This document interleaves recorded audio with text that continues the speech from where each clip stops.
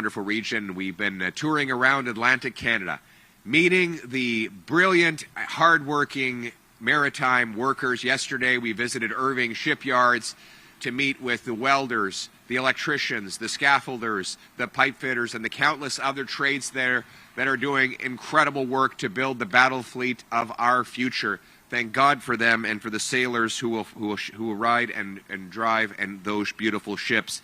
We also met yesterday with industrial divers at Dominion. They not only do they dive, but they also used a motorized technology that goes into the sea and does the work under the water that is needed for our energy, our offshore, and countless other sectors that rely on our oceans. Our workers are brilliant. They are hardworking. They are determined, and they are patriotic. And there used to be a deal in this country for them. A deal that if you work hard, you get a great life. That every young person who gets out of bed in the morning, gets educated, gets a job, can start a family, own a house, not just rent one, and buy great food, meat and potatoes on the table every single night. That's how it was in Canada. Anyone who worked hard had that great life. The other day I met an airline attendant who told me that he and his girlfriend had just given up on having kids. They're in their mid-30s. They said there's just no way the math will ever work out for them to have a house and kids. He works 3 jobs, and his girlfriend, or she's still his girlfriend, soon to be his wife, she has a good job as well, but they can't afford to live anywhere in the GTA. When I arrived in Halifax, I met a chef who's living in a tent because he can't afford the skyrocketing rent in Halifax, which has had among the worst housing inflation in the last 5 years of Liberal government.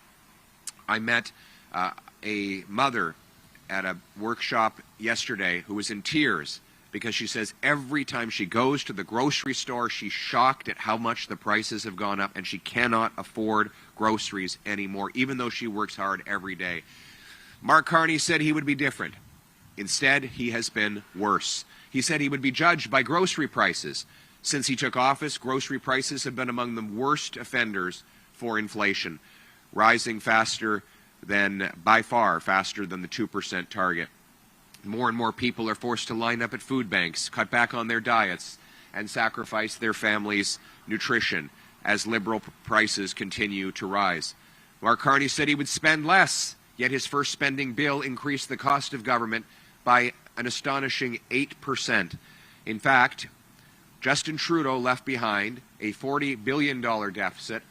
Mark Carney, who can't even figure out how to introduce a budget, is now on track to double Trudeau's deficit. In other words, and this is almost hard to say out loud because it sounds so unbelievable, but Mark Carney is even more expensive than Justin Trudeau was. What we see at the same time is purchasing power going down. $60 billion of investment, a record sum according to the Financial Times, has fled Canada since Prime Minister Carney took office. That is a net exodus of investment.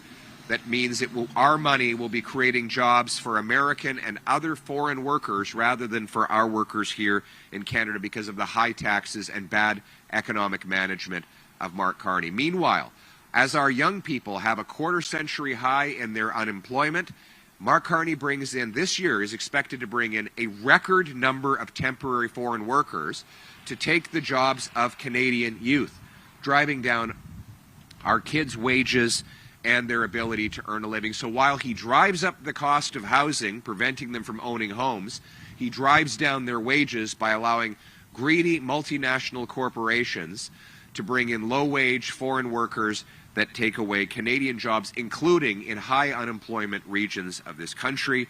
Crime and chaos rage on our streets as every single catch-and-release Liberal law remains in place, and Mark Carney has done nothing to stop it. And Mark Carney globetrots around the world, signing fake declarations that mean nothing and secure nothing for Canada, all while the United States and China are trampling all over Canada with tariffs. His weakness abroad is costing us at home.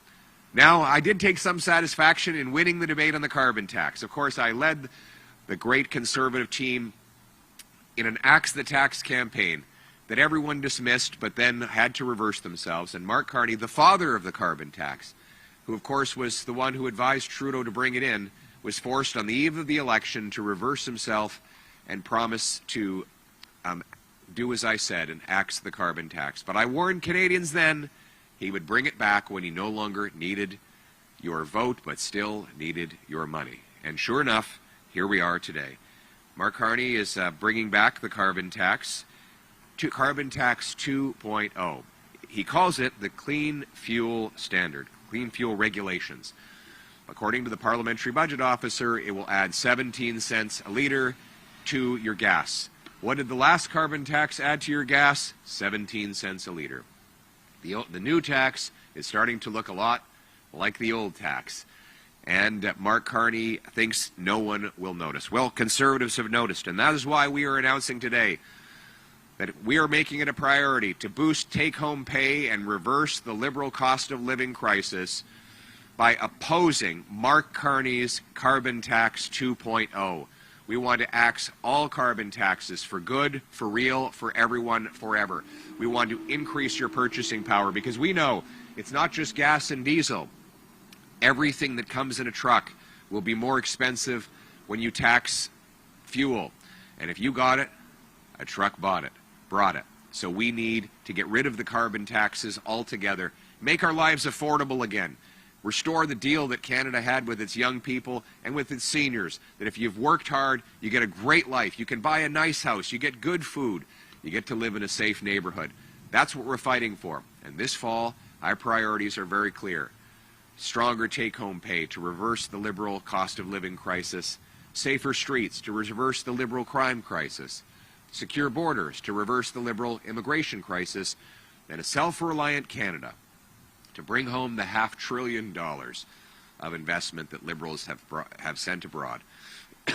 We want this to be a strong, self-reliant, and secure country where we earn our living, we stand on our own 2 feet, we supply ourselves with our goods, we harvest our resources, where paychecks grow faster than the cost of living, where families are founded, where they can buy homes, they can live in safe streets, where kids can play street hockey and come back in and eat their food, including their broccoli, after a great evening out in a beautiful, affordable community anywhere in this country. That's what we're working for, and my message to Mr. Carney, we will work with anybody from any party in order to make that vision a reality.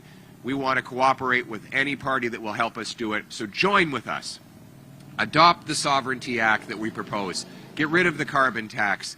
Let's eliminate the wasteful spending. Let's toughen our laws and lock up the criminals.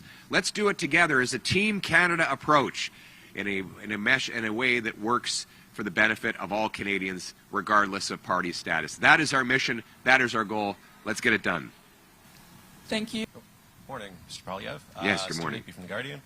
So the clean fuel regulations, they're focused on major oil companies like Irving. Wouldn't getting rid of it be more of a benefit to bigger oil companies and perhaps their bottom line than consumers? They pass it all along.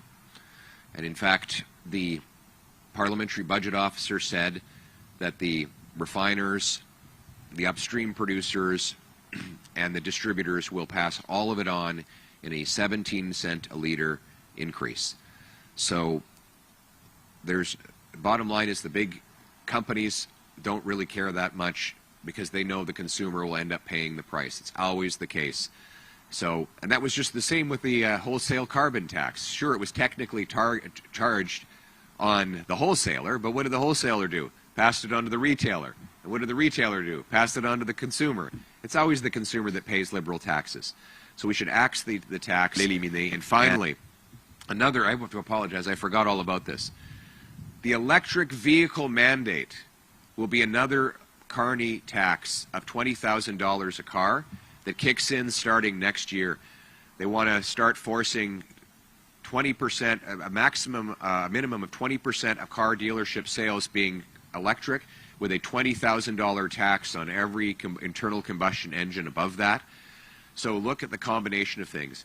Mr. Carney and the Liberals want to raise your gas price by 17 cents, raise your car price by $20,000. How does he expect us to get around? Atlantic Canada is largely a rural region. The Carney ban on gas trucks and vehicles would effectively shut down most of Atlantic Canada.